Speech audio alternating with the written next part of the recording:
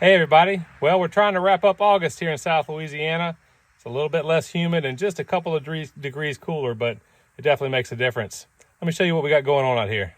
So we are staking out a new area over here where we're going to put an electric fence over the winter, so we'll be able to have this area in 2025 for production. We got a couple of areas tilled up. Our bed of watermelon and squash are doing really well out here. You can tell I hit it with that fertilizer last week. It is really green. Let's see if I can find one of those cushaw that's growing. All right, got a couple in here. There's one. And here's one. And this sucker's actually pretty big. So here's that area where our pumpkins were. It is nice and tilled, ready to row up. We're just waiting on those flats that we seeded the other day to grow out and give us some seedlings. All right, let's take a peek at these tomatoes.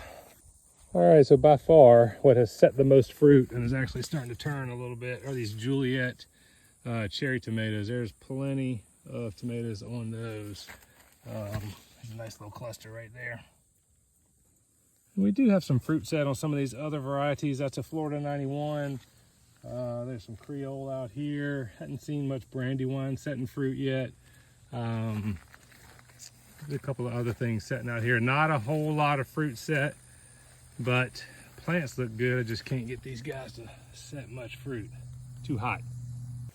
All right, you guys, look behind me. This is the area where the sweet potatoes were and that expansion that I had tilled up. So this is now, I don't know, maybe 70 by 75 or 65 by 75 area.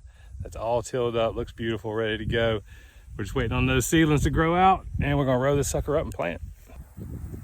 This area behind me right here was where we had planted some sweet potatoes that really kind of failed because it didn't rain after I had put those slips in the ground, and we had a big old casualty.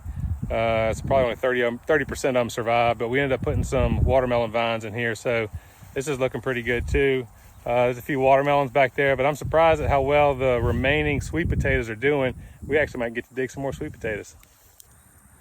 Well, we're in pretty good shape for the fall. Just a few more weeks and we're really gonna be busy.